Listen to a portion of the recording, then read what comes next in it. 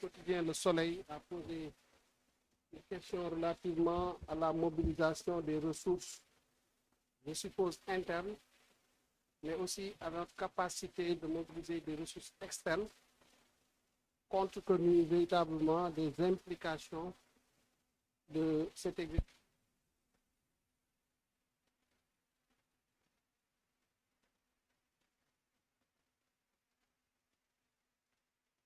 Interne, quelles sont nos stratégies d'amélioration de la mobilisation des ressources et par ailleurs, quelle stratégie d'endettement nous comptons mettre en œuvre pour juguler véritablement les implications et essayer d'irriguer notre économie et avoir les ressources nécessaires pour financer notre action publique.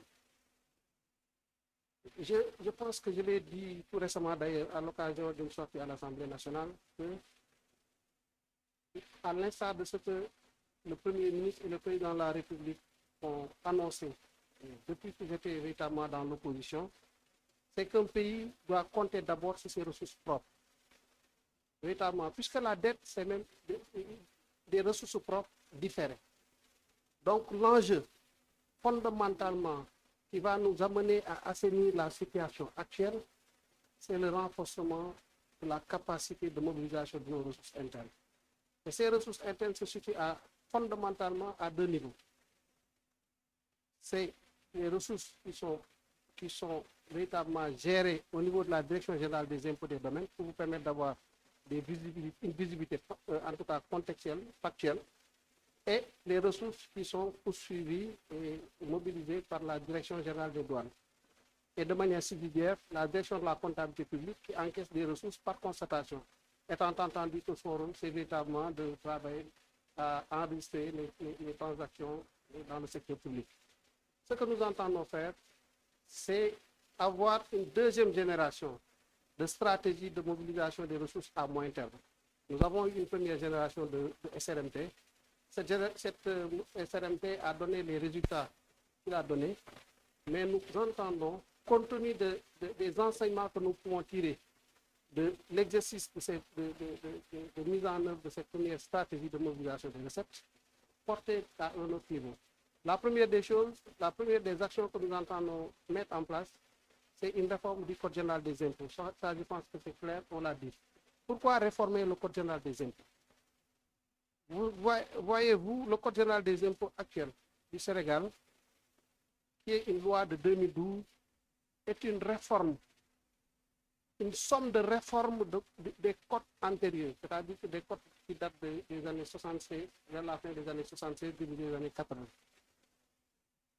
Est-ce qu'il est concevable aujourd'hui, en 2025, qu'on ait un Code général des impôts de manière caricaturale qui fiscalise l'économie des années 80? Manifestement, il y a un déphasage.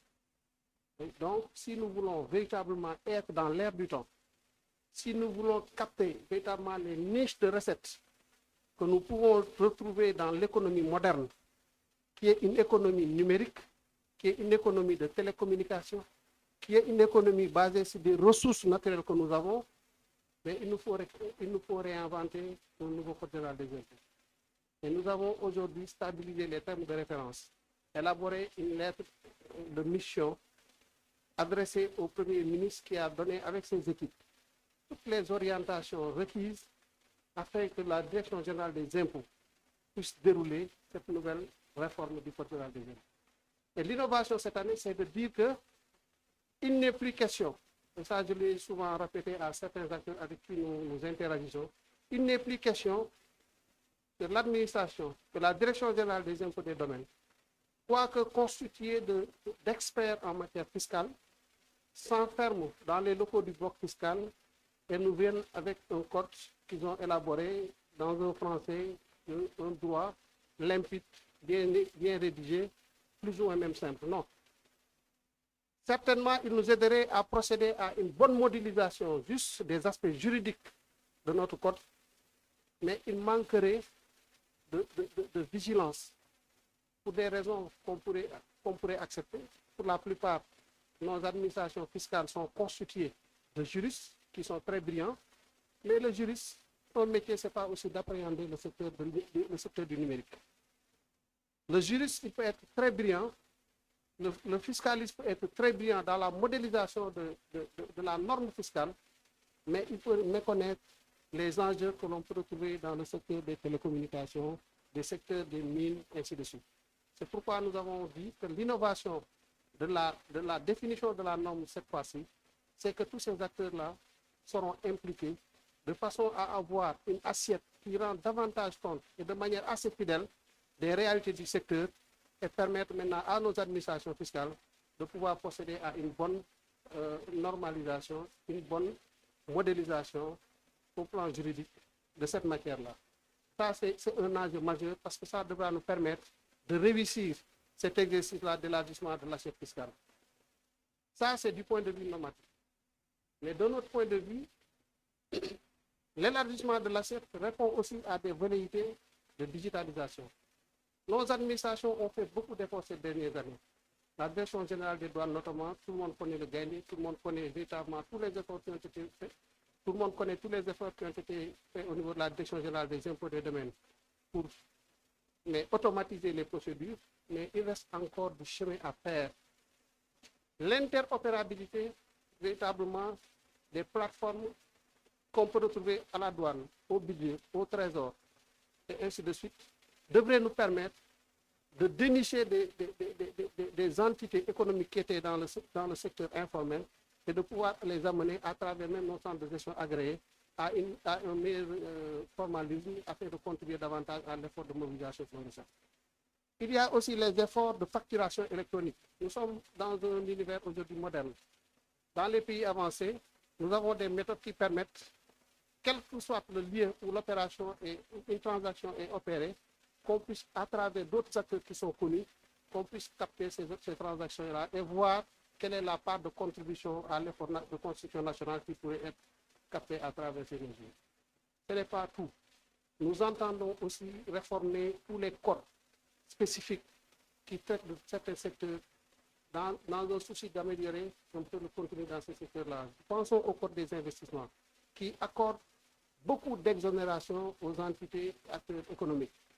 C'est louable. C'est pour promouvoir l'emploi, c'est pour promouvoir l'investissement privé, c'est pour promouvoir d'autres réalités, la constitution de réserves de change pour la Banque centrale, ainsi de suite. Donc, c'est des objectifs économiques louables qui sont derrière. Mais est-ce que les codes tels qu'ils sont aujourd'hui formalisés nous permettent d'atteindre ces objectifs-là? Se pose la question donc de l'efficacité des codes de l'investissement, du code pétrolier, et ainsi de suite. Il y a un effort à faire à ce niveau et nous entendons le faire. L'objectif qui est derrière cela, c'est d'améliorer notre effort de dépense fiscale. Est-ce qu'on peut arriver au même objectif en consentant le moins d'exonération possible? Parce qu'il est important, quand on veut animer une économie, un taux de croissance, mais à un effort budgétaire, quand on veut que le taux de croissance se ressente dans le panier de la ménagère, il n'y a pas de secret. Il faut faire en sorte que ces secteurs-là qui portent la croissance ne soient pas totalement défiscalisés. Si ces secteurs sont défiscalisés, qu'est-ce que cela entraînerait? Cela entraînerait qu'on ait des taux de croissance élevés, mais qu'en termes de redistribution, on ne puisse pas les ressentir au niveau du panier de la ménagère. Et l'enjeu, c'est de faire en sorte que les ménages puissent véritablement bénéficier de tous les efforts qui sont véritablement produits par l'économie nationale. Voilà véritablement ce que nous entendons faire dans ce secteur-là. Le Code général des douanes va être modernisé. Le même exercice a été fait, les termes de référence ont été élaborés. Les acteurs sont en train d'y réfléchir. Très prochainement, avec la mise en place des nouvelles équipes, comme vous l'avez suivi, on a porté de nouvelles personnes aussi à la tête de ces institutions. Et une fois que tous les passages de service, toutes les passations de service auront été opérées, naturellement, ces missions-là seront traduites véritablement en actes concrets et permettre à notre économie de pouvoir engranger suffisamment de recettes. Nous avons une initiative encore dans le secteur douanier, c'est la traçabilité des produits. Il faut qu'on aille dans ce sens-là. Il faut que les produits qui entrent au Sénégal soient retracés à travers le territoire national. Parce que des fois, on peut déclarer un produit qui doit ressortir sous forme de réexportation, mais qu'on retrouve après sur le marché local et qui passent sans véritablement payer la contribution nécessaire au plan douanier.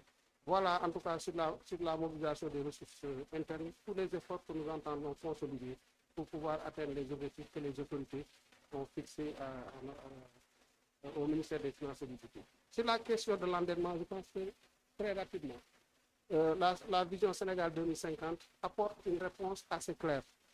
C'est que aussi on ne pourra pas continuer à tout reposer sur le secteur public. L'économie, c'est vrai, c'est un secteur public fort, mais surtout en termes de régulation, en termes d'accompagnement. Ce qui fait l'économie, c'est le secteur public. C'est au secteur privé de créer les emplois, c'est au secteur privé de créer de la ressource, de la valeur. Et donc, il faut qu'on arrive à transformer notre budget en une véritable opportunité pour le secteur privé et permettre à ce secteur privé-là d'avoir une assise solide pour pouvoir se projeter et capter d'autres réalités économiques à travers certainement le territoire national, à travers l'environnement régional, mais aussi à pouvoir compétir en termes d'efficacité et à capter toutes les opportunités qui sont même sur le plan international. C'est bien possible, nous avons ce qu'il faut, nous avons les opportunités, nous avons véritablement la matière grise pour le faire, mais il faut qu'on ait de l'audace et il faut qu'on arrive à transformer cette économie-là et à permettre à ce que ce secteur privé, dans un horizon temporel très rapide, d'ici à la fin du premier quinquennat, que nous puissions transformer l'apport du secteur privé d'une contribution très faible sur les 3 tiers de contribution au secteur de l'économie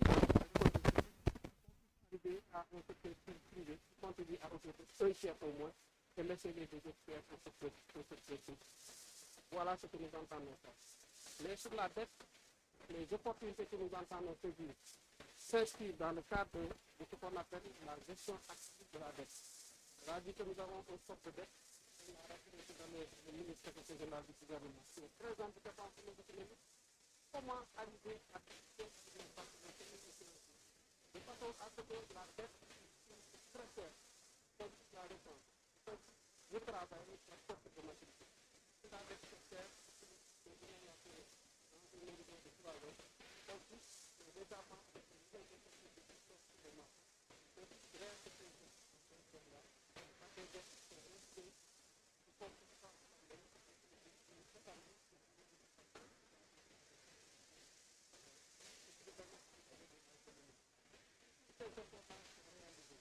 avec la mobilisation avec la rationalisation des processus, nous allons voir que notre politique budgétaire va aller en empruntant une nouvelle trajectoire de consolidation budgétaire.